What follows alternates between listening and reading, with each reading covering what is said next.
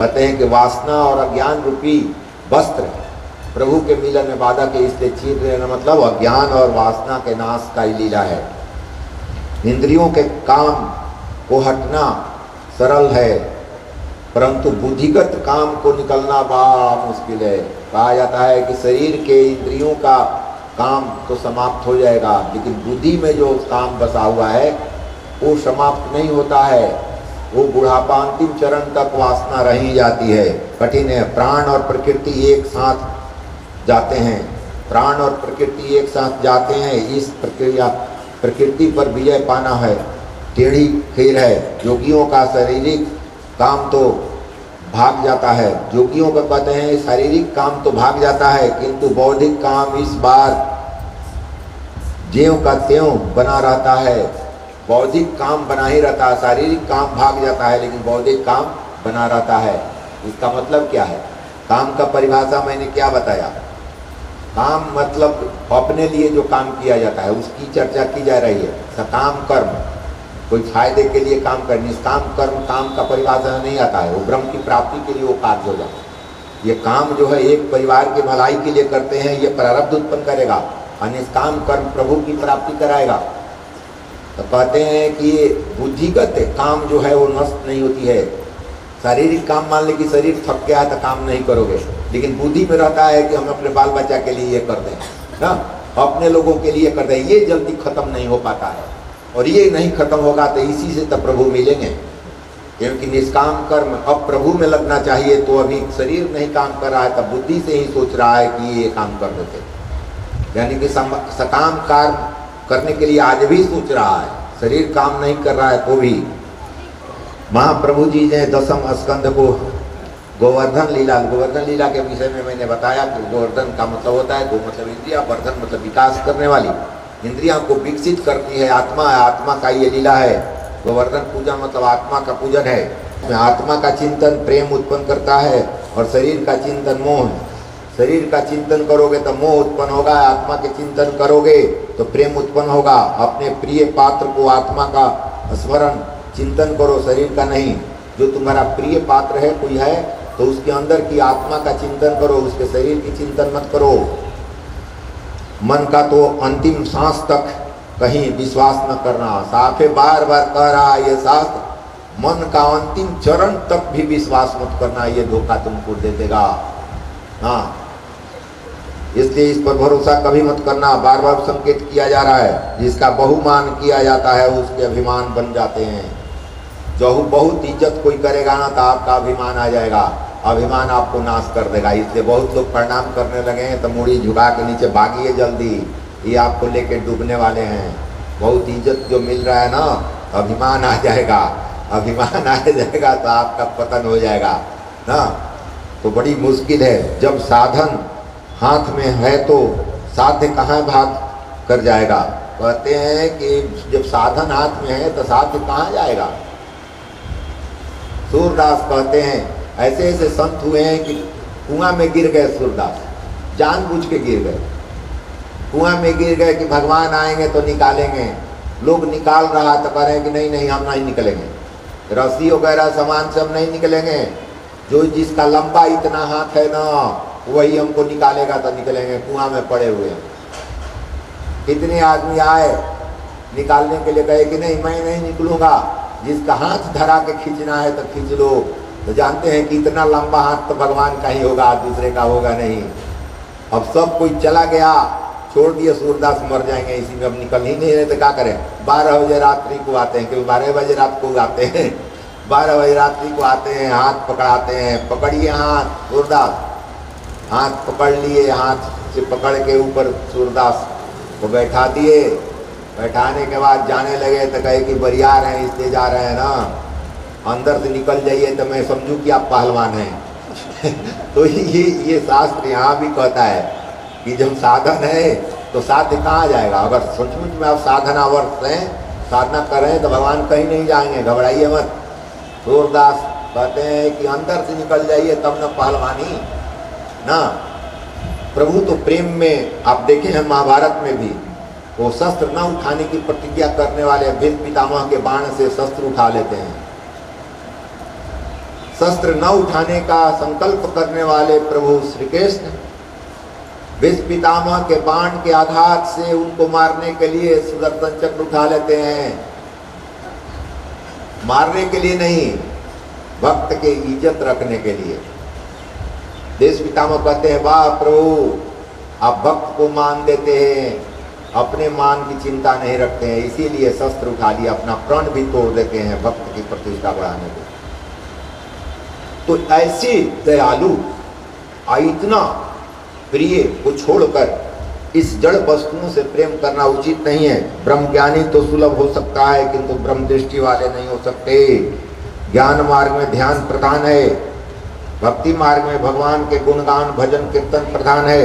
भगवान ने भागवत में कहा है, मैं अपने निष्काम भक्तों के पीछे पीछे चलता हूँ। आ गया। क्या कह रहे हैं प्रभु? प्रभु कह रहे हैं कि मैं अपने निष्काम भक्तों के पीछे पीछे चलता हूँ।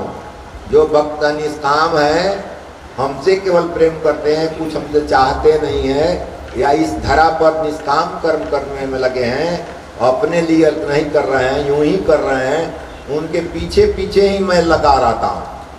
कहाँ ही जा रहा है, क्या कर रहा है, कब इसको जरूरत पड़ जाएगी। भगवान कहा है कि मैं अपने निष्काम भक्तों के पीछे पीछे चलता रहता हूँ कि जिससे उसकी चरण रज उड़ती हुई मेरे ऊपर आ जाए। ये देखिए, और महान बना रहे हैं भक्तों को।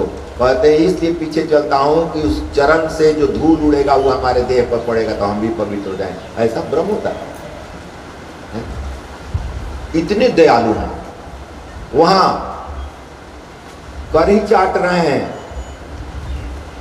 वहां जाकर बालक का करी चाट रहे हैं कि इसके माता पिता इतने संस्कारी थे, इसका अन्न का एक दाना भी अगर हमारे मुंह में जाएगा तो बुद्धि हमारी ठीक हो जाएगी। ये क्या बताता है कि ब्रह्म वही हो सकता है जो सरल हो। इसलिए बार बार मैं कहता हूं कि ब्रह्म इतने सरल हैं, इतने सरल हैं, इतने सरल हैं कि हम उतने सरल हो नहीं पाते हैं, और उतने सरल नहीं हो पाते हैं इसलिए उनसे जानकारी नहीं हो पाती है, मिल नहीं पाते हैं। जगत गुरु शंकराचार्य का ज्ञानी आज तक कोई और हुआ है नहीं। कहा जाता है कि आदि गुरु शंकराचार्य जैसा ज्ञानी कोई नहीं हुआ, फिर भी वे अपने हृदय में श्री कृष्ण को हमेशा बसाए रखते हैं। हरदम इतने ज्ञानी है फिर भी प्रभु श्री कृष्ण को अपने हृदय में बसाए रखते हैं। सभी साधन करने पर भी जिसे साधन का अभिमान हो न हो वही निसाधन भक्त है। सभी साधन करने के बाद भी साधन का अभिमान न हो वही निसाधन भक्त है। सत्कर्म और साधन अभिमान बढ़ा देता है, सत्कर्म और साधना अभिमान बढ़ा देता है।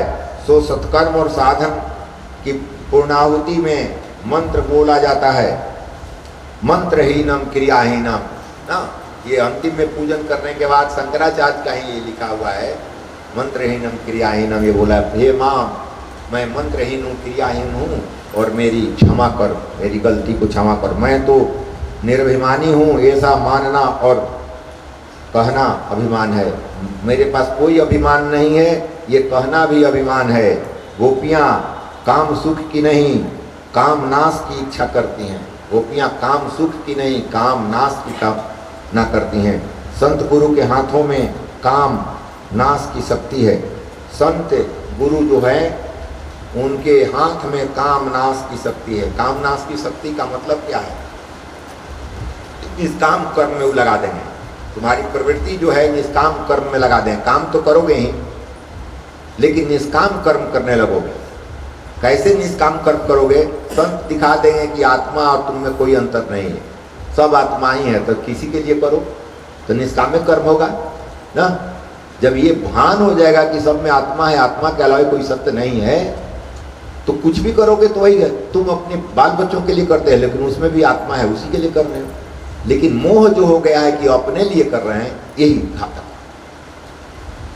घातक है, यही परेशान कर रहा है।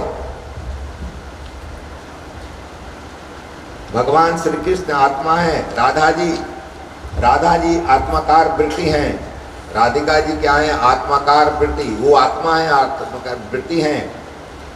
गोपियां आत्माभिमुख वृत्तियां हैं, आत्मा की तरफ देखने वाली वृत्तियां हैं गोपियों की। आत्मा की वृत्ति में राधिका जी हैं, आत्मा वो है, आत्मा के चारों पाटी घेरा लोग वृत्त है, वो राधिका जी हैं, और उस वृत्त को जो देखने वाली हैं गोपियां हैं। समझ में आ रही है? कोई चीज है ये, वो ब्रह्म हो गए, चारों पाटी से जो ढका हुआ है वो राधिका जी हैं, हाँ, आनंद से सटी हुई हैं, और बाहर हमारी मुख इधर है, तो मैं गोपियां, मतलब उनके मुख आत्मा के तरफ मुख करके बैठी हैं, वो गोपियां हैं। मतलब सारी इंद्रियां प्रभु को देख रही है। गोपियां मतलब इंद्रियां, यानी कि सारी इंद्रियां प्रभु के तरफ निगाह लगाई हुई हैं। इसलिए कहा गया है आत्माभिमुख गोपियां हैं। जिसका काम मरा उसका संसार भी मर जाता है, जिसका काम मरता है उसका संसार भी मर जाता है, वो मुक्त हो जाता है, वो व्यक्ति मुक्त हो जाता है। सत्कर्म कर लेने के बाद लोग आत्म प्रशंसा, प्रमाद, निष्क्रियता में डूब जाते हैं। जब सत्कर्म लोग करते हैं तो लोग आत्म प्रशंसा में फंस जाते हैं। आत्म प्रशंसा, ये मैंने किया, वो मैंने किया, प्रमाद, अहंकार हो जाता है, निष्क्रियता आ जाती है, अब काम नहीं करेंगे, बहुत कर दिए, डूब जाते हैं। तो अभिमान रूपी अजगर उन्हें निगलने आ जाता है। अभिमान आ जाता है आपको निगलने। पवित्र विचारों से हृदय पवित्र और शुद्ध बनता है। इसलिए कहा गया है तन में मन शिव संकल्प। पवित्र विचारों से हृदय पवित्र होते हैं। मेरा मन हमेशा शुभ संकल्प करे, किसी का भी बुरा ना चाहे, सभी का भला हो चाहो, बराबर सोचते रहो कि हमारा नहीं सबका भला हो। अक्रूर जी दंडवत प्रणाम करते हुए आगे, अक्रूर जी अब आ रहे हैं,